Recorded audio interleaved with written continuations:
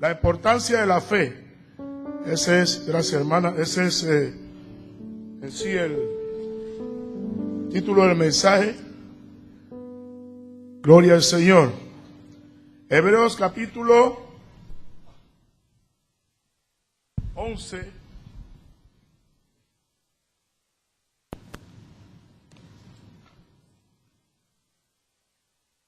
Gloria a Cristo.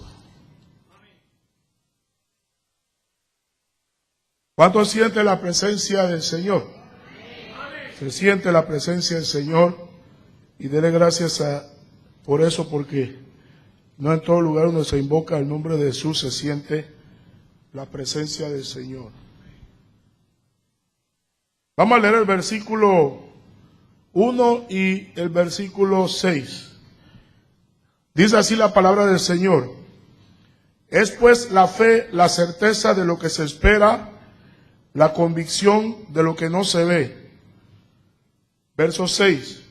Pero sin fe es imposible agradar a Dios, porque es necesario que el que se acerca a Dios crea que le hay y que es galardonador de los que le buscan. Padre amado, te bendecimos, te damos la gloria y la honra. Pedimos que te siga glorificando de una manera especial, exaltando tu nombre en medio de la congregación de los santos. Dios, atamos todo espíritu contrario al movimiento del Espíritu Santo y contrario al buen desarrollo del resto del culto conforme al cumplimiento de tu propósito divino. Los atamos y los lanzamos al abismo en el nombre de Jesús. Y pedimos que tu Espíritu Santo nos siga hablando ahora en tu palabra.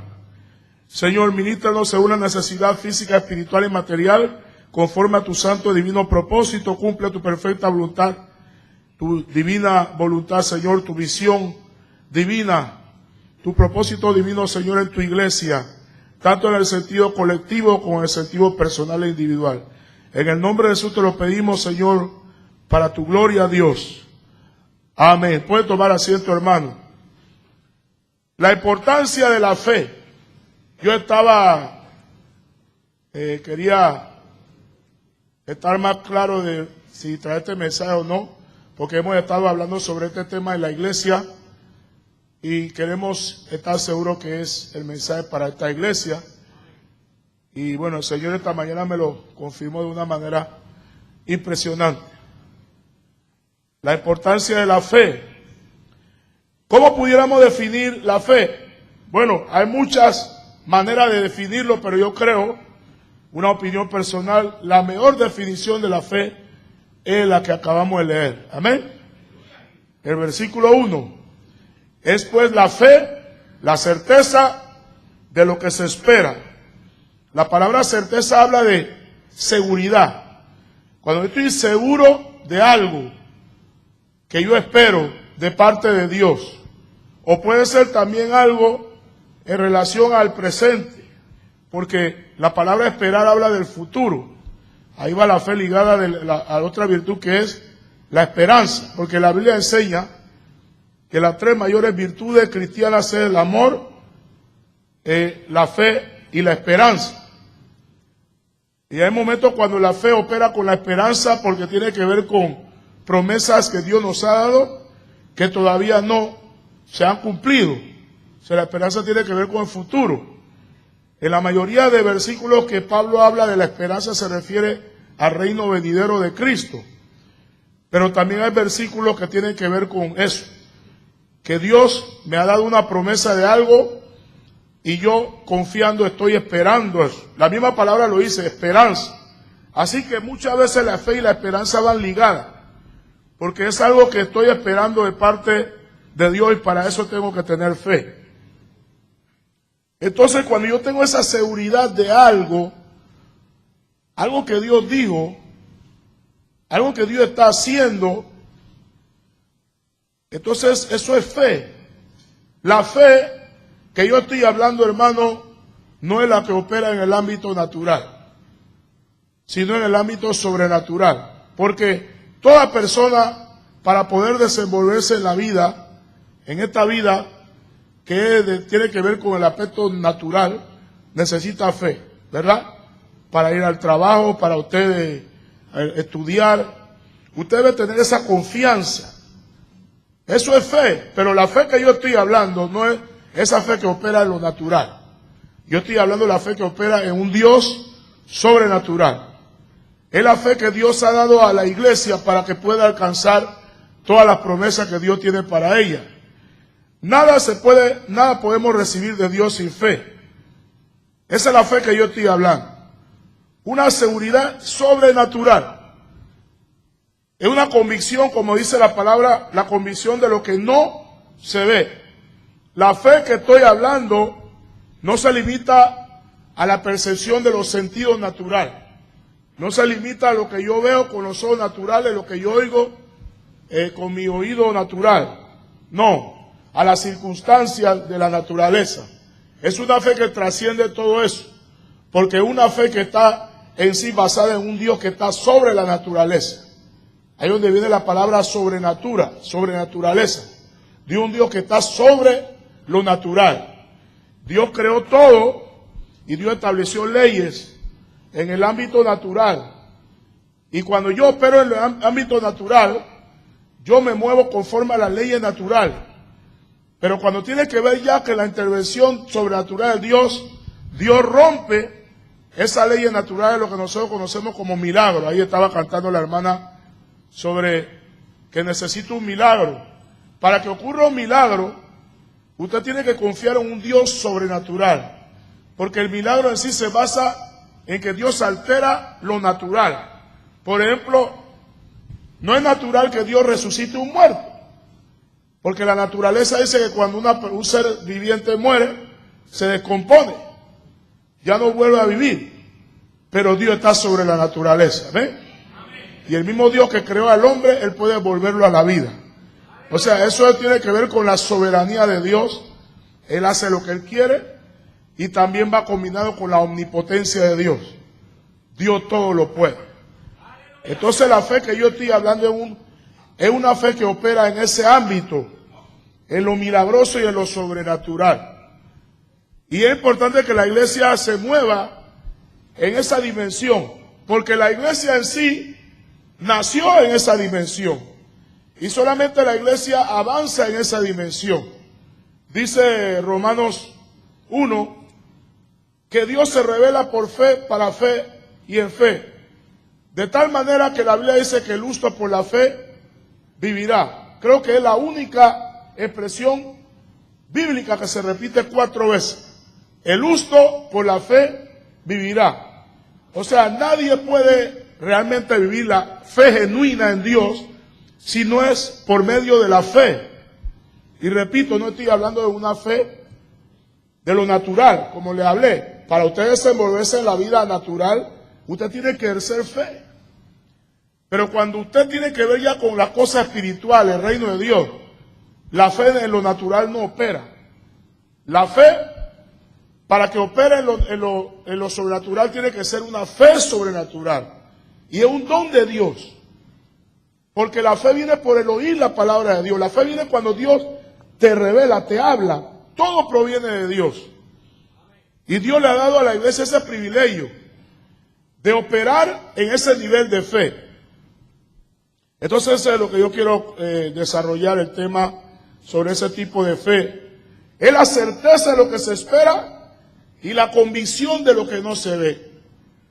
Pero cuando se dice la palabra es cierto, o como dicen los cristianos de los Estados Unidos, yo sé que yo sé que yo sé que yo sé que Dios va a ayudar. Está hablando de una seguridad donde no se puede explicar totalmente en palabras. Es una seguridad que sobrepasa todo entendimiento. Porque la mente está diciendo está cavilando una cosa, pero en lo profundo de tu corazón tú sientes otra cosa. Es como la paz que tiene que ver ya con el tema del fruto del Espíritu. Una paz que sobrepasa todo entendimiento. Es como el gozo, dice Pablo, que hay un gozo inefable.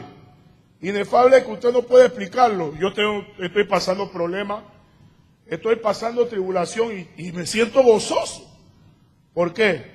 Porque en tu presencia hay plenitud de gozo y delicias a tu diestra para siempre. Amén. Es algo sobrenatural. Como dos hombres, después que son azotados hasta lacerar la piel de su cuerpo, y son metidos en lo más profundo de la cárcel y puestos en un cepo donde no pueden moverse fácilmente, comienzan a cantar a Dios a la medianoche, a alabar a Dios, y Dios hace un milagro. Eso no es algo natural, es algo sobrenatural. Pero es en esa fe que ocurren los milagros. En esa fe donde vemos la intervención divina. Y la iglesia no crece y no avanza sino en el ámbito sobrenatural. Ahora, la iglesia tiene la capacidad de operar en esos dos niveles, porque en lo natural y en lo sobrenatural, porque la iglesia en sí está formada por los dos aspectos. Porque nosotros somos humanos, seres humanos. Tiene que ver con lo natural. Y también nosotros utilizamos los recursos de la tierra que son naturales. Pero el Espíritu Santo está en la iglesia. Somos templo del Espíritu Santo. Y eso es lo que hace a la iglesia sobrenatural.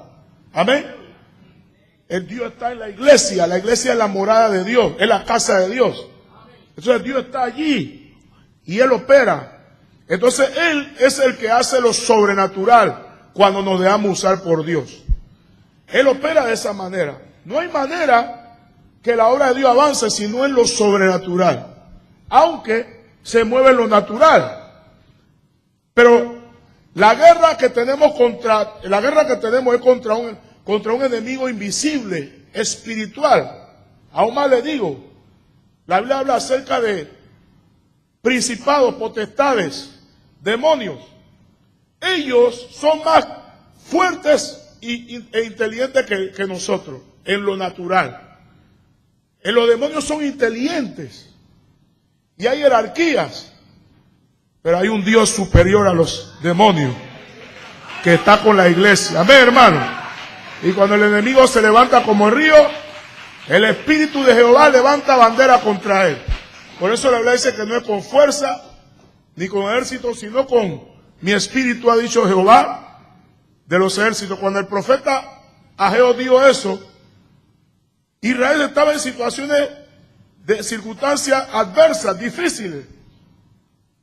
No parecía que podían construir el templo, no parecía que pudieran reconstruir Jerusalén, pero Dios habló. Y cuando Dios habla, hermano, la cosa sucede. Pero el pueblo tiene que creerle a Dios. Amén. El pueblo tiene que creer a la palabra de Dios. Entonces, esa es la fe que yo estoy hablando. A través de la fe, alcanzamos el favor de Dios. La Biblia habla de la gracia de Dios. Es que todo lo que el hombre recibe es por gracia. Nadie merece nada. La Biblia dice que nosotros fuimos destituidos de la gloria de Dios. En Adán pecamos. Y en la paga del pecado es muerte. Mas ahí viene la gracia de Dios. Mas el don de Dios es en Cristo Jesús, Señor nuestro. El salario que merecemos es muerte. La paga conforme a la justicia de Dios. Pero Dios en su gracia, en su amor, Él manifiesta su gracia. Y por medio del sacrificio en la cruz, Dios tiene su favor para bendecirnos. La salvación, hermano, es gratuita por fe. Pero alguien tuvo que pagar un precio. Porque todo lo que vale cuesta. ¿Amén? Todo lo que realmente vale cuesta. Y no hay cosa más valiosa que la salvación del alma. Así que Cristo lo pagó en la cruz. ¿Cuánto dan gloria a Dios por eso? Amén. Es gratuita. Pero hay una condición. Usted tiene que creer. Yo te digo, ya me entré en el primer nivel de fe. La fe para salvación. Dice la palabra en Romanos 5:1, justificados pues por fe, tenemos paz para con Dios. Ese término justificado, un término que en los tribunales, en lo legal, en el campo jurídico, en los tiempos de los apóstoles, en sí equivalía cuando el juez daba la sentencia a un acusado por algún delito que supuestamente había cometido. Cuando era la sentencia, él decía, inocente. Era una palabra que significaba sin culpa, ¿verdad? Sin culpa. Y la persona quedaba suelta. Pero cuando nosotros aplicamos al plan de redención, es asombroso lo que Dios hace con el hombre. No hay hombre inocente delante conforme a la justicia de Dios. Todos hemos pecado. Amén. Dice que hemos sido destituidos de la gloria de Dios por cuanto todos pecaron. Hemos sido destituidos de la gloria de Dios. Está lo que se conoce como el pecado, los católicos dicen pecado original. Pablo lo llama la ley del pecado y de la muerte, que heredamos de Adán y Eva. Está ahí. No es que el hombre es condenado porque peca, o el hombre peca porque, o sea, el hombre porque es pecador es condenado. Ya en sí está allí la maldición del pecado. Ahora, como está la maldición, se manifiesta en nuestras acciones. Ahí Romanos 7, Pablo habla de esa lucha que hace que él clame a Dios, miserable de mí, ¿quién me librará de este cuerpo de muerte? Porque lo que él quiere hacer, él no lo hace, y lo que no quiere, lo malo, eso hace. Y él dice, ¿quién me librará de este cuerpo de muerte? Pero luego en el capítulo 8, dice, ahora pues ninguna condenación hay para los que están en Cristo Jesús. Esto es lo que andan conforme al Espíritu y no conforme a la carne. Porque la ley del Espíritu de vida en Cristo Jesús me ha librado de la ley del pecado y de la muerte. Y ya abre una puerta de esperanza al hombre, de que a pesar de su pecaminosidad, de su caída original, hay esperanza en Jesús. Por eso es que cuando Juan el Bautista vio a Jesús, cuando venía al Jordán a ser bautizado por él, Juan el Bautista apuntó a Jesús y dijo, he aquí el Cordero de Dios que quita el pecado del mundo. Entonces en ese Cordero perfecto, en ese sacrificio perfecto, tenemos paz para con Dios. No por nuestra obra. No. Es la justicia de Él aplicada a nuestra vida. Amén, hermano. Es por la sangre de Cristo. Cuando Él nos ve a través de la sangre. Él lo dijo allá en Gosén, es una aplicación a la iglesia, hablando de Israel. Cuando el ángel de la muerte pasaba heredidor, mataba a todo primogénito de cada familia en Egipto. Pero Dios le dijo, tome un cordero sin mancha, sin defecto, sacrifíquenlo, tome la sangre y pinten los dinteles de sus puertas de la casa. Y cuando el heridor pase, no va a matar al primogénito de esa casa. ¿Por qué? Cuando vea la sangre. Amén. Y así somos nosotros. Nosotros no tenemos derecho a comunión con Dios. Nuestro destino era condenación eterna. Aún en vida estábamos en enemistad con Dios. Pero la sangre de Cristo vino y nos cubrió, hermano. Amén. Y somos salvos. No por obra para que nadie se gloríe, sino por la fe en ¿quién? En Jesús. La gente se pregunta cuál grupo religioso es el verdadero. Una de las cualidades es que ese grupo tiene a Jesús como su Salvador y su Señor, como el único medio para tener comunión con Dios. Amén, hermano. Otra es la palabra, la escritura, fundamento firme. Pero la fe que opera en salvación, hay que tener cuidado, hermano, con esta doctrina, porque usted debe entender que usted no puede ganar la salvación. Usted no puede ganar con Dios puntos. La gracia de Dios es una de las doctrinas más importantes que el cristiano tiene que entender y aprovechar, sin abusar de la misericordia de Dios. Porque también hay un extremismo, hay un extremo. Hay grupos religiosos que dicen que la salvación no se pierde. La salvación se pierde. Y hay muchos versículos que hablan de eso. Por ejemplo, Hebreos dice, ¿cómo escaparemos si descuidamos una salvación tan grande? Amén. No podemos estar jugando con Dios. Dios no puede ser burlado. Amén. No se engañe, Dios no puede ser burlado. Todo lo que el hombre sembrare, eso también segará. Pero tenemos que creer en el único sacrificio. Y si algún hermano falla, porque fallamos, ¿cuántos saben eso? Algún momento usted falla, aunque usted no quiera. Ahora resulta que tu intención sea agradar a Dios y tú vivas en santidad, procurar vivir en santidad. Pero en algún momento tú fallas. Bueno, Juan le dice a la iglesia, porque agarramos versículos que Dios le habla a la iglesia para evangelizar inconversos y no es malo. Pero tenemos que entender en sí el propósito de ese versículo. El Señor le dice a la iglesia, si confesamos nuestros pecados, Él es fiel y justo para perdonarnos y limpiarnos de toda maldad. Amén. Y luego más abajo dice que si alguno hubiera pecado, abogado tenemos para con el Padre. Amén. A Jesús, el justo. Y dice, Él es la propiciación de nuestros pecados. O sea que Jesús no solamente en el tribunal de Dios.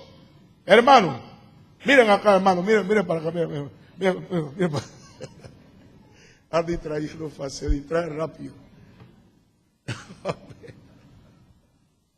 A ver. O sea que la Biblia dice que no solamente Jesús es nuestro abogado ante el tribunal de Dios, sino que Él es la propiciación de nuestro pecado. ¿Qué significa eso? Él no solamente nos defiende, sino que Él mismo ocupó nuestro lugar en la cruz del Calvario. Amén. Por eso es que cuando trajeron a la mujer adúltera a Jesús y le preguntaron, bueno, la ley dice que a esta mujer hay que matarla, hay que apedrearla. La ley lo decía. ¿Y quién fue el dador de la ley? El mismo Dios. ¿Y quién es Jesús?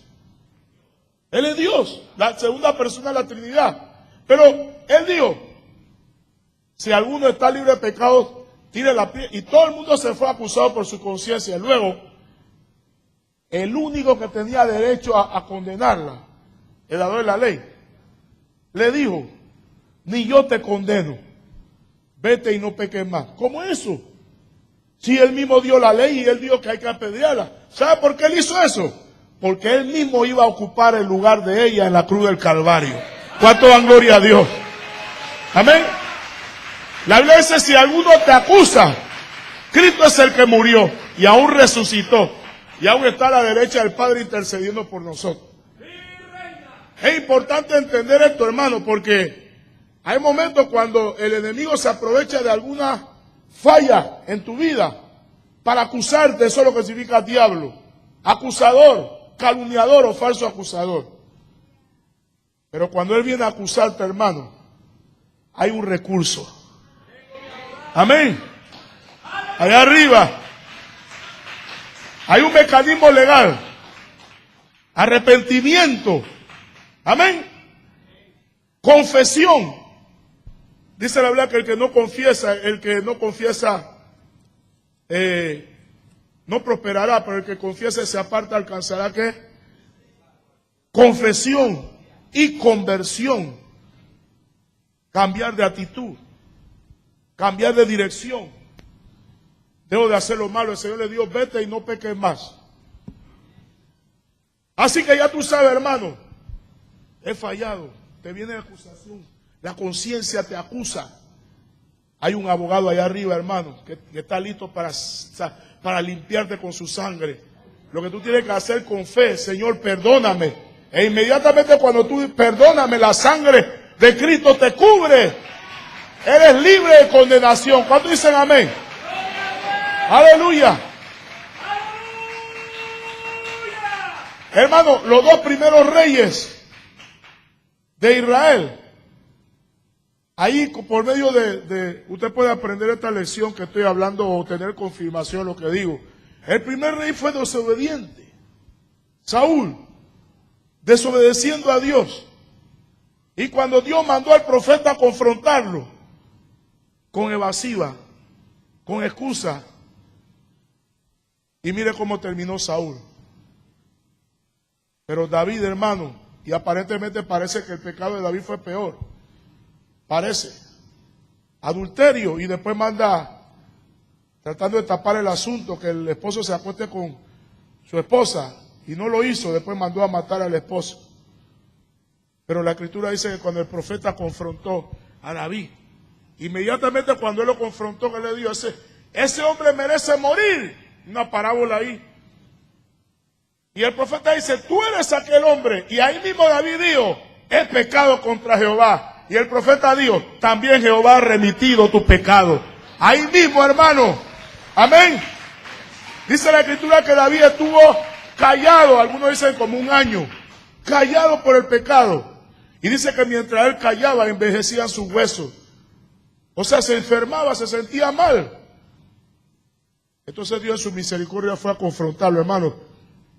Cuando Dios te confronta con alguien y tú sabes que es verdad, reconócelo de una vez y dale gloria a Dios, dale gracias a Dios, porque esa es la misericordia de Dios, amén.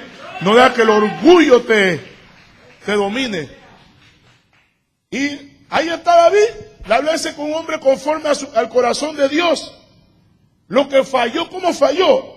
Pero David aparece como uno de los grandes hombres de Dios en la Biblia. Porque no hay hombre que peque ni uno. Pero cuando era el momento, hermano, de arrepentirse, David de una vez se arrepentía. Porque un corazón contrito y humillado, Dios jamás despreciará. Amén, hermano.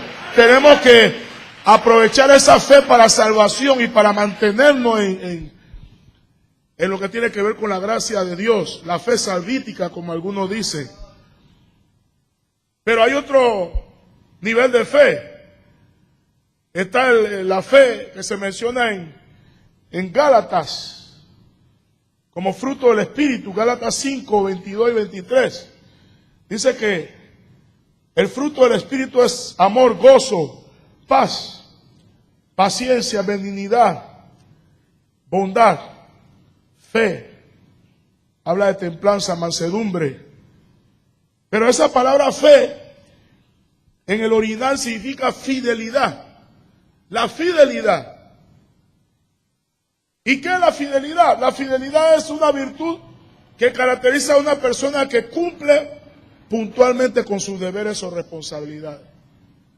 La fe identifica a una persona que tiene compromiso con Dios. Es una persona comprometida con Dios. Cuando una persona es comprometida con Dios, nadie tiene que estar recordándole lo que debe hacer. Es una persona que sabe lo que debe hacer y lo hace puntualmente. Es diligente en cumplir con su responsabilidad. Así que la fidelidad es una manifestación de la fe. Porque en sí tiene que ver con cumplir con lo que Dios me manda a hacer. Y para eso hay que confiar en Dios. Hay que obedecerle. Y la obediencia es una expresión de fe. Eso es mentira que usted tiene fe y no obedece a Dios. Si usted cree, tiene fe en Dios, usted va a obedecer a Dios. Amén. Usted lo va a hacer. Ahí está el capítulo 11 de Hebreos, donde habla de diferentes hombres que obraron por fe. Y usted ve que hay diferentes formas en que se manifiesta la fe. Y una de esas habla acerca de la obediencia. Cuando Dios le habla a Noé del diluvio y le dice que construya el arca, él obedeció a Dios porque le creyó a Dios. Abraham, cuando Dios lo llamó que saliera de su tierra, la tierra de su parentela, fue una orden que Dios le dio. ¿Y qué hizo Abraham? Obedeció. ¿Por qué obedeció? Porque le creyó a Dios. No hay eso de que yo creo y yo no obedezco. No, hermano, si tú crees, tú vas a obedecer a Dios. Y yo quiero explicar un poco algo de el término creer y fe, que es lo mismo en un sentido, pero cuando se habla de creer, tiene que ver con la voluntad del hombre. Yo decido creer. Yo puedo rechazar lo que Dios me dice y caer en incredulidad. Y la Biblia enseña que hay dos tipos de incredulidad. Hay una incredulidad que es por ignorancia, que Pablo manifestaba cuando no conocía a Dios, cuando él no sabía quién era el verdadero, que Jesús era, quién era Jesús. Mira lo que dice Primera Timoteo 1:12. Doy gracias al que me fortaleció, a Cristo Jesús, nuestro Señor, porque me tuvo por fiel. Vea, ahí está la palabra. Poniéndome en el ministerio, habiendo yo sido antes blasfemo, perseguidor e injuriador, mas fui recibido a misericordia porque lo hice por ignorancia en incredulidad. Pero la gracia de nuestro Señor fue más abundante con la fe y el amor que es en Cristo Jesús. O sea, ese hombre era incrédulo, pero era por la ignorancia. Como Jesús cuando le habla a los discípulos cuál debía ser su conducta ante las persecuciones. Jesús dijo que iba a haber personas que iban a perseguir a los cristianos pensando que servían a Dios. Y uno de esos era Saulo de Tarso, que luego se le cambia el nombre a Pablo. Él pensaba que Jesús era un farsante, un falso profeta, y que los que seguían a Jesús era una secta. Entonces él, con ese celo religioso, como fariseo, él procuraba eliminar la secta según el de los nazarenos. Y él, donde él oía de cristiano, él iba para allá, y él los encarcelaba, los torturaba, y aún dice la Escritura que llegó a matar. Él fue el causante del primer mártir, de la muerte del primer mártir, Esteban. Dice que cuando Esteban lo estaban apedreando, pusieron la ropa de Esteban a los pies de un joven llamado Saulo de Tarso. Esa era la manera como se apedreaba en los tiempos de la ley. Había un acusador principal, y cuando a la persona se le condenaba, se le desnudaba, se le quitaba la ropa y ponían la ropa a los pies del principal acusador. Y él, no satisfecho, él comenzó a perseguir a la iglesia. Después que Jerusalén, la iglesia salieron los hermanos, solo quedaron los apóstoles, porque Dios no quería que desapareciera la iglesia en Jerusalén. Así que él se fue fuera de Jerusalén. Oyó hablar de Damasco, que habían cristianos, y se fue para allá. Pero en el camino, dice que una luz lo rodeó, una luz más resplandeciente que el sol. Y él oyó una voz. Y hay otro testimonio que él da en un tribunal, que él compareció ante algunas autoridades romanas. Él dice que se le apareció el Cristo glorificado, o sea, la luz, la luz de la gloria de Cristo lo encegueció, y él cayó a tierra, y él oyó la voz: Saulo, Saulo, ¿por qué me persigues? Dura cosa te dar cosas contra el aguijón. Y luego, cuando él oye la voz, él se da cuenta que el que le está hablando es el Señor. Y él dice: ¿quién eres, Señor? Porque me persigue. Sí, yo creo que estoy persiguiendo a un enemigo de Dios. Y la voz le responde: yo soy Jesús a quien tú persigues. Y cuando él oyó esa voz, hermano, él oyó que le dio eso, él se dio cuenta que el mismo Jesús que él odiaba y aborrecía era el mismo Mesías que él decía servir. Y en ese momento él cambió de actitud. Señor, ¿qué tú quieres que yo haga? Se rindió de una vez a Jesús. Y de ahí comenzó una de las vidas más tremenda y más impresionante en cuanto al servicio cristiano para la extensión del reino de Dios. Entonces, hay gente que tiene la verdad, pero no son sinceros. Hay gente que no tiene la verdad y son sinceros. Para la salvación hay que tener la verdad de Dios y la sinceridad humana. Tienen que unirse. Entonces hay gente que están sinceramente equivocados.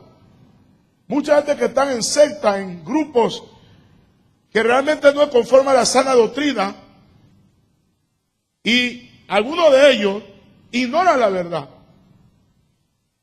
Pero un día Dios se le va a revelar, como lo hizo contigo y conmigo. Amén. ¿Cuántos saben que Dios es misericordioso? Hemos nunca olvidado dónde Dios nos sacó. Y allí, cuando Dios se le revela, entonces ellos tienen que tomar una decisión. Ahí donde viene la palabra creer. Yo creo. Yo decido creer. Pero hay hermanos que están en la iglesia y no son sinceros. Pero Dios no puede ser burlado. Entonces no es suficiente la verdad. Hay que ser sincero. Las dos cosas. Y Saulo de Tarso ignoraba la verdad, pero cuando se le reveló, ya él no tenía excusa. Y ahí se manifestó lo que había en el corazón de él. Pero también, hermano, esa es la incredulidad por ignorancia, donde Dios en su misericordia trata con el hombre, porque ignora la verdad. Pero están los incrédulos, pero donde ellos aman más la maldad, las tinieblas que la luz. La Escritura dice que Dios no envió a su Hijo para condenar al mundo, sino para salvar al mundo. Por medio de Él, de Jesús. Pero esta es la condenación, que la luz vino al mundo y los hombres amaron más las tinieblas que la luz, porque sus obras eran malas. Saulo de Tarso era fariseo, pero él no conocía la verdad.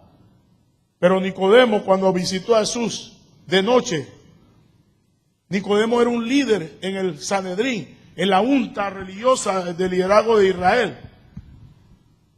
Y Nicodemo dijo: nosotros sabemos que tú has venido de Dios como maestro, porque nadie puede hacer estas señales si Dios no está con él. Nicodemo era uno de esos fariseos que él veía las señales. Y los fariseos que estaban allí en Judea, en Jerusalén, también veían las señales. ¿Pero qué hicieron? Rechazaron la verdad. Sabiendo, porque Jesús le dijo: si no me creen a mí, no crean a la obra de mi Padre. ¿Cuál era la obra del Padre? Las señales, los milagros. ¿Ah? Pero ellos rechazaron la verdad. Y Jesús dio una razón: porque amaban más la gloria de los hombres que la gloria de Dios.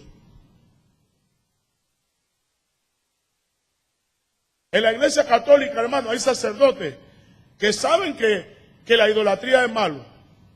Ellos saben que el sistema religioso que hay en la iglesia católica es condenado por Dios.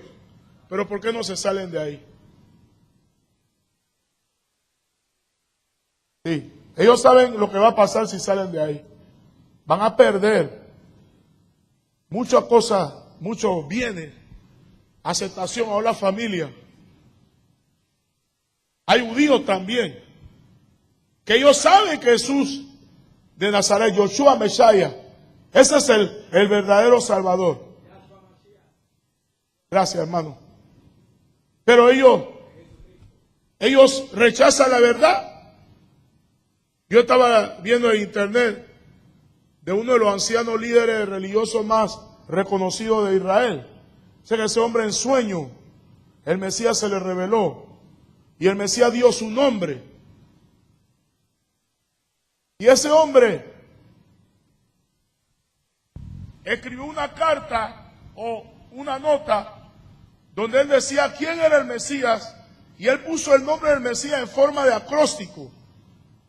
¿No? Cada letra en sí era una palabra. Cada letra era una de las letras del nombre del Mesías. Y él le dio al hijo esa carta, esa nota: no la leas sino hasta después de un año de que me entierre. Y cuando él murió y pasó el año y el hijo leyó la carta, ¿sabe lo que decía? El nombre de Jesús en hebreo. Jesús se le reveló en el sueño y le dijo que él era el Mesías. Pero él le dio al hijo: no leas eso hasta un año después de yo enterrado. ¿Por qué él hizo eso? Si ya él sabía que Jesús era el Mesías, ¿qué él debía hacer? Decirlo al Estado de Israel. ¿Pero por qué no lo hizo?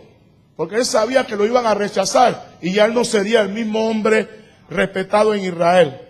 Hay gente, hermano, que sabe la verdad, pero ama más la gloria de los hombres que la gloria de Dios. Hay gente, hermano, que no vienen a Cristo porque ellos aman más las cosas del mundo.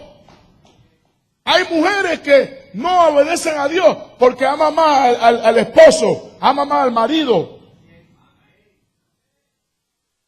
Sí, hay mujeres, hermano, que Dios le dice: tienes que casarte con ese hombre. Y el hombre no quiere casarse y no quiere perder al hombre, porque lo que el hombre le está dando plata, le está dando lo otro, le está dando comodidad. Entonces, por no perder eso, hermano, viven en fornicación.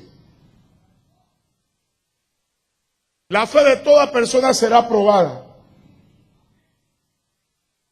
Lo oculto del corazón se sale a la luz. En la prueba, hermano, es cuando sale a la luz lo que está dentro de tu corazón. Jesús lo dijo, te llevé al desierto para probarte, a Israel, para ver lo que había en tu corazón. Si había de guardar los mandamientos del Señor. No obedece. Ama más el dinero, algunos aman más el dinero. No diezman. ¿Por qué no diezman? Porque ama más el dinero que a Dios. Oiga, lo que Dios te pide es tu vida, no tu dinero. Ahora, si tú le das tu vida, tú le das todo. Y si tú le das todo, no te va a doler ofrendar y diezmar. Entonces usted va a encontrar cristianos, hermanos, que andan argumentando que el diezmo no es para ahora. Porque yo tengo que buscar una excusa para no diezmar. Eso significa que mi corazón todavía no ha sido rendido totalmente a Cristo. Porque cuando yo me entrego a Cristo, yo no le entrego una parte, yo me entrego todo. Pero Pablo lo dice de esta manera: hey, sabiendo esto, que si todos murieron, entonces uno murió para que todos vivan, uno murió y resucitó para que todos vivan para Él. O sea, cuando Cristo murió en la cruz, Cristo se entregó todo. En tu mano encomiendo mi espíritu. Él entregó su vida. Oiga, si Cristo entregó su vida, ¿qué me queda a mí? Si yo iba al infierno, yo me iba al infierno y Él muere para que yo no vaya al infierno y yo vaya al cielo con Él. ¿Qué yo debo hacer entonces? Yo debo vivir para Él. No me queda otra. Agradecimiento a Dios. En esto consiste el amor de Dios. No que le amamos primero, sí que Él nos amó y se entregó por nosotros en la cruz. Entonces, cuando usted no quiere darle todo a Dios, eso es insensatez, hermano. Hermano, o usted es siervo de Cristo, o usted es esclavo del diablo. Yo quiero ser siervo de Cristo. Amén. ¿Cuánto dicen amén? Y el siervo hace lo que dice su Señor.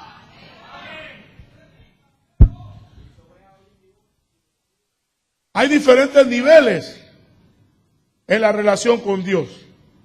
Hay un nivel que es siervo, y porque eso es su Señor, pero hay un nivel que es amigo. Pero para ser amigo de Dios hay que ser primero siervo de Dios. Ya no llamaré siervo porque el siervo sabe lo que hace no sabe lo que hace su Señor, pero lo he llamado amigo porque todo lo que mi Padre me ha dado se lo he dado a conocer. Ya es otro nivel. Hay muchos, bueno, no hay muchos, pero hay grupos de siervos.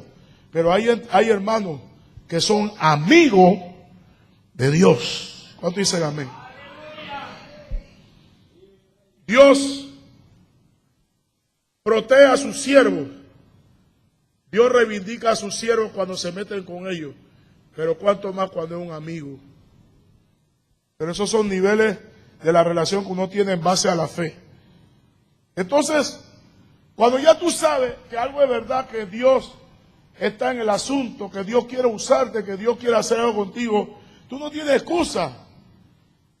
Pero entonces si tú dices que no, eso se llama incredulidad. Y esa es la incredulidad que Dios condena de una manera enérgica. Hebreos previene contra esa incredulidad, ese tipo de incredulidad. Cuando usted lee el capítulo 3 y el 4, habla de que Israel vio las señales, vio la omnipotencia de Dios operando contra Faraón, su opresor, y a favor de ellos. Ellos vieron la liberación. Ellos vieron cómo Dios le abrió el mar rojo y pasaron en seco, y cómo Dios destruyó a su enemigo en el mar rojo. Y donde Dios le dio a través de Moisés: esto que ustedes ven ahí nunca más lo verán más, y de ustedes no son la pelea. Ellos todos los días en el desierto, ellos veían que caía la comida, el maná, el agua cuando no tenían sed. Dios sacaba agua de la roca. La nube sobre ellos en el desierto, la nube hacía sombra. De día y de noche alumbraba, los guiaba. El ángel de Jehová iba delante de ellos. Oyeron la voz de Dios en el monte Sinaí. En 40 años sus sandalias no se gastaron, sus vestiduras no se pudrieron. Dios los guardaba, Dios peleaba a favor de ellos cuando se metían con ellos. Dios peleaba. Y aún así, hermano, ellos rechazaron a Jehová, rechazaron a Moisés, dijeron, vamos a buscar otro líder y volvernos a Egipto. Ellos menospreciaron el pan de los ángeles, de nobles, por la comida de Egipto. ¿Cómo nos acordamos de la comida, de la cebolla, el puerro? Y este maná. Ellos despreciaron la comida de Dios. Se volvieron a Egipto en sus corazones, conociendo ya al Dios, el Dios de misericordia. Y por eso cayeron postrados en el desierto y no disfrutaron la tierra prometida. Eso es lo que la Biblia llama la incredulidad, el pecado de incredulidad. Después que ya conocen a Dios, ¿qué les queda? Pero aman más las tinieblas.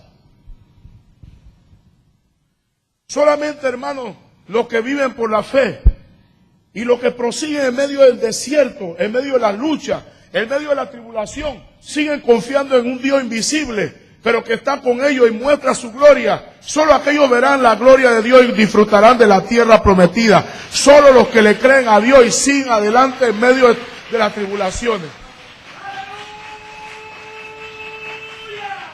Mire, si yo estoy en una prueba, ¿por qué yo voy a volverme atrás?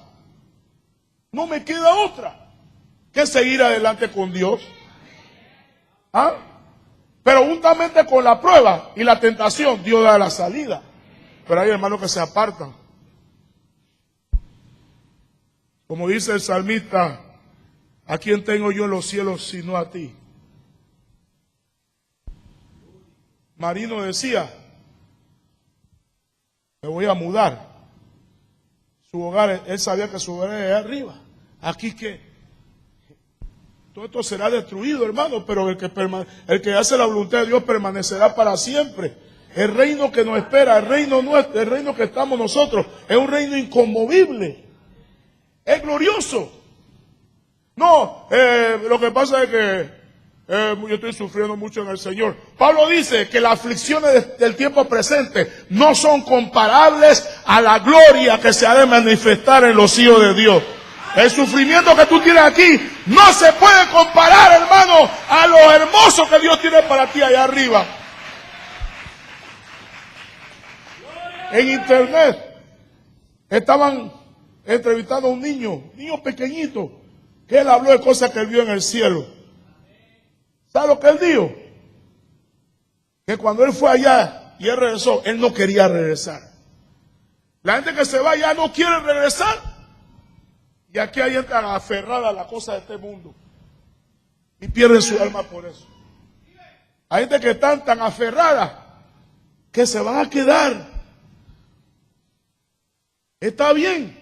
La casa, el carro, dinero, todo eso está bien. Es necesario. Pero no de que esas cosas sean primero que Dios. ¿Qué tú harías si todo eso tú lo pierdes un día? ¿Qué tú vas a hacer? ¿Rebelarte contra Dios? ¿Qué hizo Job? Jehová Dios, Jehová quitó, bendito sea el nombre del Señor. Desnudo vine y desnudo me voy. ¿Y sabe lo que Dios hizo con Job, hermano? Cuando Dios vio esa actitud, ¿qué Dios hizo? A este hombre le voy a dar el doble de lo que perdió. Porque la Biblia promete que cuando el diablo te quita algo, Dios te va a dártelo de nuevo y te lo va a multiplicar. Con Dios no se pierde, se gana. Siempre se gana. De que somos más que vencedores por medio de aquel que nos amó. ¿Cuánto dicen amén? Esa es la fe que se manifiesta en la fidelidad. Yo voy a seguir adelante. Hay hermanos que se equivocan. Ellos se rebelan contra Dios y ya no quieren obedecer a Dios. Ellos creen que la obra de Dios se viene abajo. Pablo dice que aunque seamos infieles, Él permanece fiel. Él no puede negarse a sí mismo. El Señor ha dicho, edificaré mi iglesia y la puerta del Hades no prevalecerán contra ella. Hay hermanos que están enojados con alguien en la iglesia, se rebelan. Ellos creen que porque ellos se van de la iglesia se viene abajo. No, hermano. El héroe aquí es Jesús. El que hace que la iglesia avance es Jesús. Amén. ¿Cuántos dicen amén? El que hace que la obra crezca es Jesús. Dios me está usando en su misericordia. Yo creo que porque ya yo suelto la herramienta, se viene abajo. Dios va a buscar a otro y ponerlo en mi lugar. Y cuando se van 2, Dios va a traer a 14, hermanos. Dios va a traer más gente. ¿Por qué? Porque Él dijo, edificaré mi iglesia y las puertas del Hades no prevalecerán contra ella. Ahí está. 2000 años atrás, la iglesia comenzó con 120. En un aposento alto. 100 en una casa. 120. Están locos, están borrachos. Sí, pero esos borrachos se han multiplicado en el continente africano, en el continente australiano, en el continente europeo, en el continente de Asia, en América. La iglesia está multiplicándose, hermano. Y la iglesia no va a dejar de multiplicarse. La iglesia se va a seguir multiplicando porque Jesús dijo, edificaré mi iglesia y las puertas del Hades no prevalecerán contra ella. Tú vives en tu mundo de fracaso. No por eso la iglesia se viene abajo. Mientras sea la obra de Dios, no se viene abajo. Porque el que está en la barca es el vencedor, hermano. Denle un fuerte aplauso a Cristo, hermano. Aleluya. Mire, nosotros los pastores pasamos también aflicción. Y hay momentos que estamos en un momento solo y estamos pasando pruebas.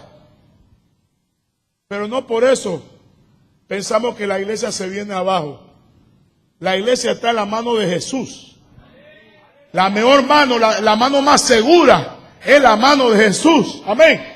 Nosotros solamente somos siervos. Somos mayordomos. Un día le vamos a rendir cuenta a Dios. Somos temporales, pero Cristo permanece. Nosotros pasamos, una generación va y viene, pero Cristo está en su iglesia. Nadie puede detener la obra de Dios, hermano. La obra de Dios va a seguir creciendo. Y yo quiero ser parte en mi generación de lo que Dios va a seguir haciendo. Como dijo un ministro, Paul Morton, Señor, un canto. Él dice, Señor, lo que tú vas a hacer, yo quiero que tú me tomes en cuenta en lo que tú vas a hacer. Yo quiero ser parte de lo que Dios va a hacer. Yo no quiero ser de lo que estén fuera de lo que Dios está haciendo, llorando en un lugar y quejándome en rebeldía. Yo quiero ser parte de lo que Dios va a hacer. La fe se manifiesta en fidelidad. Mire, la parábola de los talentos, ahí se ve clarito, porque eso tiene que ver con fidelidad. ¿Qué el Señor le dice a los 2 primeros siervos? El de 5 talentos y el de 2, cuando llegaron con sus talentos multiplicados. Bien, buen siervo y fiel. Sobre lo poco has sido fiel, sobre lo mucho te pondré. El que es fiel en lo poco, Dios siempre lo va a promover sobre lo mucho. Siempre, hermano, aquí y el otro reino. Pero el otro llegó, hermano, con el 1 ahí y no hizo nada. Y le dijo, Señor, te conocía que tú eres un siervo malo, porque tú ciegas donde no sembraste y recuerdas donde no esparciste. Por eso yo no hice nada. ¿Cómo él está llamando a su Señor? Siervo malo. Ese hombre no tenía fe en su siervo, porque decía que era malo, y por eso no fue fiel. Lo contrario a la fidelidad, ¿qué es? La negligencia. El no hacer lo que uno debe. Y la Biblia presenta, especialmente en el libro de Proverbios, la pereza, que tiene que ver con la negligencia, como un pecado. Porque el que sabe hacer lo bueno y no lo hace, le es pecado. La negligencia es una manifestación de la duda, la incredulidad, por un concepto equivocado de tu Señor. Pero ¿cuántos saben que Dios es bueno, hermano? Y cuando Dios me pone a servir en la obra, Él me está dando, es un privilegio servir al Señor. Cuando yo sirvo al Señor, yo sirvo la obra de Dios. Cuando yo sirvo al Señor, yo estoy sirviendo a la obra de Dios. El Señor le dio a Pedro, ¿tú me amas? Sí. Bueno, pastorea a mis corderos. Tú me amas, apacienta mis ovejas. ¿Cómo yo muestro el amor de Dios? No solo cuando yo voy al altar y digo te amo, sirviendo al rebaño del Señor, sirviendo a la obra de Dios. Eso es fe también. Fe en un Señor que es amor, donde yo no puedo pagar lo que Él hizo por mí en la cruz, pero una cosa sí puedo hacer. Puedo corresponder a su amor sirviéndole. Está la fe ministerial o la fe que opera en cada miembro como cuerpo de Cristo. Ahí en Romanos 12, verso 3. Digo pues por la gracia que me es dada a cada cual que está entre vosotros, que no tenga más alto concepto así que el que debes tener. O sea, no te creas más de lo que eres, sino que piense de sí con cordura, ¿no? Sentido común. Conforme a la medida de fe que Dios repartió a qué? A cada uno. Y después usted ve que está hablando de los dones espirituales. Porque de la manera que en un cuerpo tenemos muchos miembros, pero no todos los miembros tienen la misma función, así nosotros siendo muchos. Y usted ve que comienza a hablar de operaciones de dones espirituales en el cuerpo de Cristo, lo que se conoce como dones espirituales en la iglesia local. 7 dones se mencionan, pero lo que él dijo se aplica también a cualquier operación de otros dones, como en el capítulo 12, que habla de los 9 dones del Espíritu Santo, también los dones de Cristo.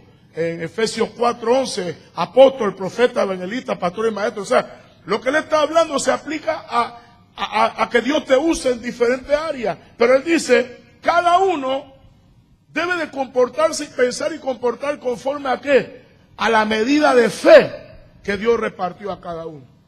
O sea que cada vez que Dios va a hacer algo contigo, Dios te da una medida de fe para hacer eso. De acuerdo a lo que Él va a hacer, tú necesitas una medida de fe. Tú no puedes lograr lo que Dios quiere que tú hagas en el reino de Dios por tu propia fuerza. Tú necesitas tener una medida de fe para eso. Cada uno en el área que Dios lo va a usar. O cuando Dios va a hacer algo en tu vida. Cuando usted lee en la Biblia, en los evangelios, cómo Cristo bendecía a la gente, usted verá que el común denominador era fe. Lo único que Dios quería, Cristo quería que era, solamente cree. Solamente cree. Dios nada más espera eso, que tú creas. Y Él dijo que si tú tienes fe como un grano de mostaza, entonces tú le puedes decir al monte que se mueve, se va a mover.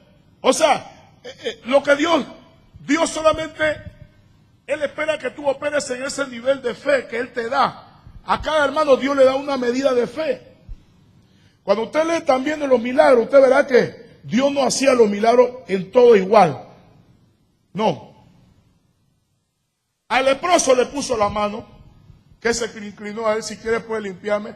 Le puso la mano. Pero habían 10 leprosos de lejos que querían que lo sanara. ¿Y qué le dijo? Vayan y muéstrense a los sacerdotes según la ley. Y mientras iban, en la palabra que él le dio, ¿qué pasó? Se fueron sanando. Pero la Biblia dice que había, creo que, siervo de Jairo, o la hija de Jairo, no me acuerdo bien, que pidió que fuera a la casa, estaba enferma, y le pusiera la mano. Entonces ella estaba en una distancia, o él, y la fe de él era ¿cuál? Yo quiero que tú vengas de por allá, acá, y que le pongas la mano. Esa era la fe. Pero mientras él iba, había una mujer con flujo de sangre que no le pidió eso nada. Y la ley decía que ella no debía acercarse a nadie. Pero ella tenía fe de que solamente tocaba el manto, ella sanaba. Y en el camino, ella no pidió a nadie, ella hizo como, ¿no? En forma encubierta. Y Jesús iba caminando, ella fue y ella atrapó su milagro, hermano. Ella misma arrebató su milagro, hermano, cuando puso la mano en el manto de Jesús. Ella no le pidió permiso a nadie, ella buscó su milagro. Y cuando ella tocó, hermano, de una vez se sintió El corrientazo pentecostal, hermano, y Jesús dijo, hey, ¿quién me tocó aquí? Pero si estamos apretando, no, hay un toque, hermano, que hace que Dios sepa que hay una fe, hermano, que arrebata su milagro. ¿Cuántos dicen amén? Y la mujer, temiendo, porque ella no pidió a nadie, no dio nada, y ella, la ley condenaba que ella estuviera cerca. Eso no la condenó. Eso no la condenó, hermano. En cambio, el que estaba por allá, el enfermo, o la enferma, la niña, la joven, le dieron, no moleste más al maestro que murió. ¿Ya? Porque la fe era para sanarla. Pero ¿qué Jesús le dijo? Solamente cree. Aunque murió, todavía hay esperanza. Porque esto es por fe, hermano. ¿Cuántos dicen amén? Y la fe no tiene que ver que el problema sea grave o no. El mismo Dios que resuelve un problema pequeño también resuelve un problema grande, porque para Él no hay nada imposible. ¿Cuántos dicen amén? Y siguió. ¿Y qué hizo? Cuando entró, la gente estaba ahí en su velorio, en su cosa. ¿Y qué Jesús hizo? Para afuera. ¿Por qué? Porque esa gente no creía y podían dañar el milagro. Y cuando lo sacó, entonces la resucitó. Y el otro caso del centurión. Aquí hay gente que dice, hey, tócame, ¿no? O tu sombra. Pero el centurión dijo, no es necesario que entres a mi casa. Solamente di la palabra y mi siervo sanará. La fe de él era solamente di la palabra. Alabado sea Dios. Usted ve la fe. ¿Y qué Jesús dijo? No he visto tanta fe ni en Israel, y ese hombre no era israelita. Mira, hermano, si tú tienes un problema, hay hermanas y hermanos que tienen problemas que lloran. Y lloran. Oiga, hermano, yo no digo que no llore, pero tus lágrimas, tu moco, tu lloro, no es lo que va a darte el milagro, es tu fe. ¿Oyó? ¿Cuándo me entiende? Hay hermanos que creen que pueden conmover a Dios llorando, pero no tienen la fe. Hermanas y hermanos que están en desobediencia y andan llorando cuando viene la consecuencia de su desobediencia. Lo que tú tienes que hacer es corregir tu vida y buscar a Dios y creerle a Dios. Y Dios te va a hacer el milagro. Pero tú no puedes impresionar a Dios con tus lágrimas. Hermano, ¿por qué yo he llorado tanto y Dios no me responde? Porque lo que Dios quiere es fe. Se acabó. ¿Es sí? Ahora, para cada cosa Dios da una medida de fe. Y si Dios a mí, yo tengo experiencia con la fe, que yo vi la mano de Dios por la fe mía en un problema. No significa que será igual con el otro hermano. No, eso no opera así. Tiene que ser como me pasó a mí. No, hermano. La fe tiene múltiples maneras de manifestarse. Amén. Al cojo le dijo, mira, no tengo oro ni plata, Pedro. Le dio al cojo. Y lo agarró y lo levantó. Así fue la fe de él. Otro le dice la palabra. No tiene que ser igual como le pasó al otro. El asunto es que tú estés seguro que es Dios. Y tú operes en la palabra de Dios. La fe viene por el oír la palabra de Dios. El rema. Toda fe está fundamentada en el conocimiento de algo. En la revelación de Dios. ¿Cuándo comenzó la vida de fe de Abraham? Cuando Dios le habló y él obedeció. Ahí comenzó la vida de fe de él. Ahí usted lee el último versículo del capítulo 11 de Génesis, habla del problema ahí que hubo en la caravana que iba de la familia, la parentela de Abraham. Que el papá murió, el hermano murió, y luego como que había tragedia en la familia. Pero usted ve que luego dice en el 12:1, pero Jehová había dicho a Abraham. Y ahí usted ve que cuando usted medita en eso, usted va a entender por qué pasó lo que pasó en la familia de Abraham. Y cuando usted ve que ya él obedece, usted ve que ya no se habla de la familia de Abraham. Pero el problema sigue porque él se llevó a Lot. Y después usted ve que cuando él le dice a Lot, escoge, y Lot se va por su lado, usted ve que luego Dios le habla porque Dios se le va manifestando en diferentes niveles.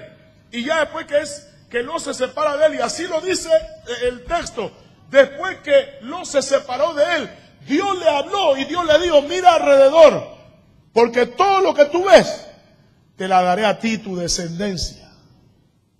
Una vida de fe, donde Dios va tratando contigo, personalmente. Dios te da una medida de fe. ¿Cuál es esa medida de fe? Conforme a lo que Dios te habla y te dice. Entonces, ahí viene el problema. Hey, yo no voy a hacer esto porque fulano piensa y el otro, y no, entonces, hey, Dios ya te dio una medida de fe. ¿Cómo tú activas esa fe? Creyendo. ¿Y cómo tú crees? Obedeciendo a Dios. Se acabó. Una medida de fe. Yo le he dicho a los hermanos donde yo pastoreo, no una iglesia grande, pero eso sí, Dios me dijo que esa iglesia es una iglesia de ministros. Y hay ministros allí. Y yo le digo a los hermanos, mira, si uno de ustedes, Dios lo usa para levantar una iglesia mayor que la que yo tengo, yo no me voy a molestar. Porque yo sé cuál es mi función aquí, en la iglesia allá. Yo sé por qué Dios me trajo aquí. Y Dios me mostró que esta iglesia no es cualquier iglesia. Es una iglesia de ministros, y se lo digo, es una iglesia de ministros. Y cuando yo llegué ahí, hermano, el diablo sembró un espíritu de menosprecio hacia la iglesia. La brujería, hermano. La bruja esa, hermano, por todos lados sembrando. La malicia. Ella era miembro de esa iglesia. Dios la movió de ahí, hermano. Tanta maldad, tanto daño hizo caer a hombres de Dios dentro de esa iglesia. A hombres de Dios. Pero el veneno. Entonces, habían hermanos en la misma iglesia menospreciando. Y el Espíritu Santo me mostraba. Yo no voy a guiarme por ese rebelde incrédulo. Él a mí no me va a contaminar. Hubieron otros pastores que estaban ahí y salieron antes de tiempo. No, hermano, Dios me trajo a ese lugar, me puso allí. Dios me dio una visión y Dios me revela las cosas que pasan ahí. ¿Por qué? Cuando el diablo está creyendo su telaraña, viene la tijera de Dios y corta la telaraña, hermano. Entonces el que no quiere obedecer y quiere hacer lo que le da la gana, con este pastor yo no puedo, se va de la iglesia.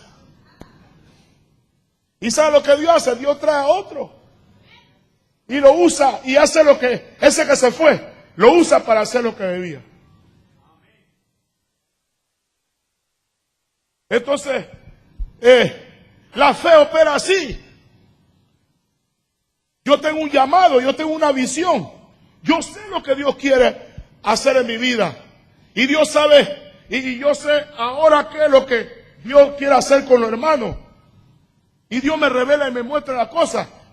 Yo opero en ese límite de fe. Usted me habla de otra iglesia. Yo no perder tiempo ponerme a hurgar a la otra iglesia. No, Dios me llamó a esta y yo voy a concentrarme en la visión de esta iglesia. Si en un momento dado en la administración profética Dios me dice algo de fuera de la iglesia, ya otra cosa, pero no es nada mío, es para aquellos que el cual Dios le da la palabra. Pero yo opero ¿en qué? En el nivel que Dios me dio. Entonces, ¿qué hacen algunos ministros? Pastor Caballero, un error gravísimo. Ellos ven que un ministro, la obra que ellos tienen el ministro, la obra crece, ¿no? Y se ve la mano de Dios. Entonces cuando el ministro da el testimonio, ¿cómo él hizo? ¿Cómo él hizo para que la obra creciera? Yo sé la fórmula. Yo voy a hacer lo mismo. Eso no es así. Eso no es así. En el reino de Dios no es 1 más 1 es 2. Hay veces en el reino de Dios 0 más 1 es 10.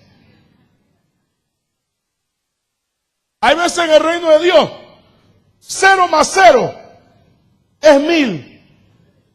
Porque Dios, hermano, multiplica la fuerza del que no tiene ninguna. Aún de nada, Dios hace algo y lo multiplica. Dios hace como quiera, Dios rompe los parámetros. No, pero yo tengo que copiar lo que Él hizo. Entonces viene un fulano por allá, un gran apóstol, un superapóstol. Él trae la unción para darme la victoria. No, hermano, hay uno mayor que ese superapóstol que está dentro de mí. Ese superapóstol se llama Jesucristo. Lo que yo tengo que hacer es meterme en la cámara secreta.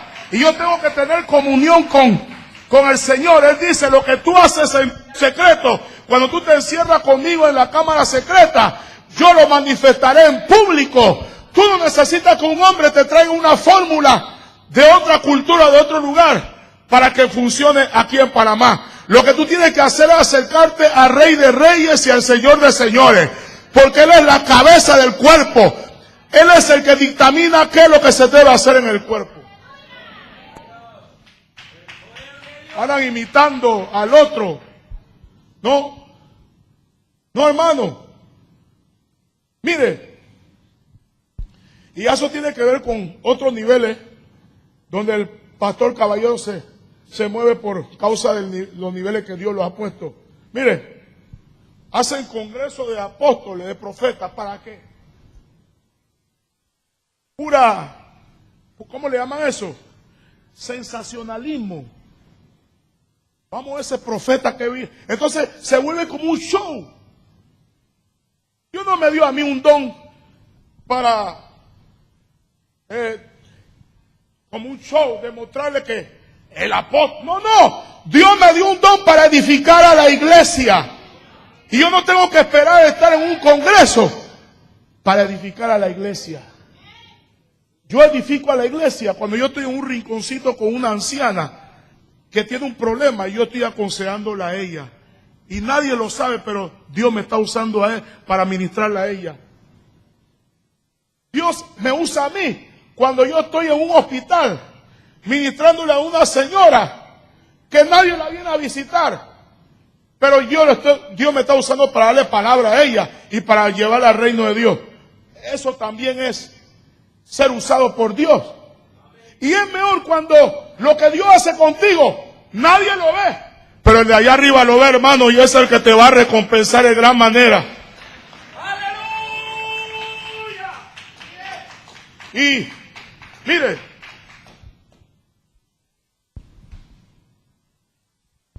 note algo.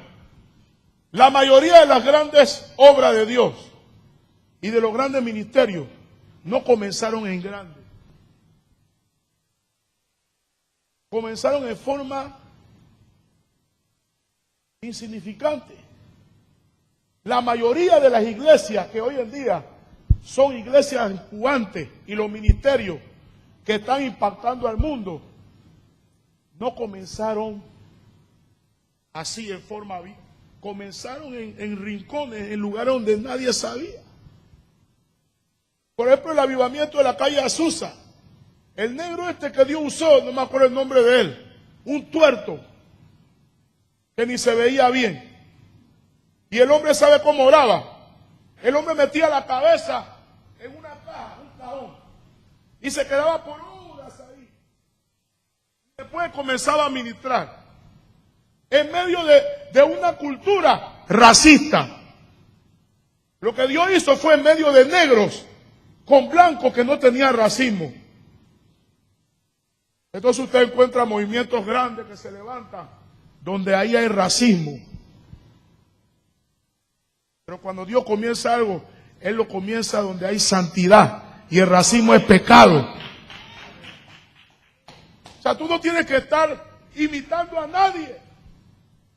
Tú tienes que tener comunión con el Rey de Reyes y Señor de Señores. Y decir como dijo Saulo de Tarso: Señor, ¿qué tú quieres que yo haga? Y cuando Dios te diga que hagas algo, no des vuelta, no titubees, obedece a Dios. Porque la Escritura dice que hay gente que menosprecia las pequeñeces de Dios. Todo lo de Dios comienza en pequeñez, pero como es de Dios es grande, hermano, y va a crecer en grande. La parábola de la semilla de mostaza, una semilla chiquita es la más pequeña de la semilla, pero sembrado en el corazón de un hombre que le cree a Dios, llega a ser un árbol donde anidan las aves de los cielos. No busque grandeza. No busque grandeza ni estés para impresionar a nadie. Obedece a Dios. Se acabó. Eso es lo único que Dios quiere. Póngase pie, hermano. Mire, la medida de fe. Y Dios me habló que le diera esto. Ay, hermano, nunca Dios lo va a llamar a pastorear una iglesia. Hay hermanos que usted nunca lo va a ver predicando en un púlpito. Pero son hermanos que Dios le ha dado una medida de fe en el ámbito empresarial. Hay hermanos que Dios le ha dado una visión en el ámbito secular. Hay otros que nunca usted lo va a ver predicando, pero Dios le ha dado una visión en el ámbito profesional. Eso, hermano, también Dios quiere manifestar su gloria en el área donde Dios lo va a usar. Dios te da un sueño. Dios te da una visión. Tú tienes que creerle a Dios. Amén. Mire, nosotros estamos viviendo en tiempos de crisis, ¿sabía eso? Crisis de todo tipo. Crisis en el ámbito económico, en el ámbito político. Ahora con ese asunto de Estados Unidos, ¿usted está oyendo la situación de Estados Unidos? Bueno, quizás no, muchos no, pero otros sí saben lo que estoy hablando. En lo político, en lo moral, la nación más cristiana que había en el mundo, todas las leyes, hermano, que se están aprobando. Ahora hay un candidato ahí que parece un dictador, racista. Viene la otra también corriendo, que ha dado un precedente que no es muy bueno. Y los cristianos están orando que Dios traiga avivamiento. Crisis, Europa. Gran Bretaña se salió del mercado común europeo y eso va a afectar, ya está afectando en la economía. El problema del terrorismo. Mire cómo ahora se está, los atentados, cómo se están multiplicando. Aún hay atentados que no tienen que ver con ISIS. La sociedad. Pero mire, históricamente y bíblicamente, cada vez que hay crisis, eso es preámbulo de cosas nuevas y cosas mejores.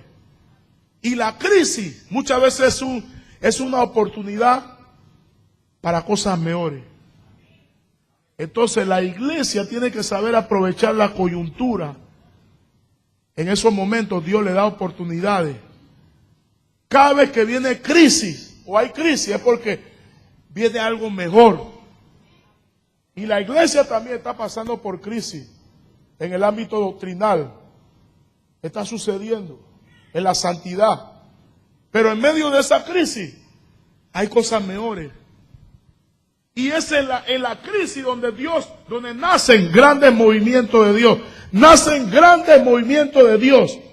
Y nacen también grandes movimientos empresariales. En la crisis. Pero usted sabe cuál es el distintivo principal. La fe. El obedecer a Dios. Y en medio de esto, hermana, que tú no eres predicadora, pero tú eres una mujer de oración, no debes de orar, sigue orando, persítela. Si no ora, comienza a orar. Es tiempo de acercarse a Dios porque Dios va a dar cosas nuevas. Dios va a comenzar a dar revelación fresca y nueva para nuevos comienzos, para cosas grandes que van a impactar la próxima generación. Pero el génesis será la cámara secreta. La cámara secreta. Ven al altar un momento corto, vamos a hacer una oración.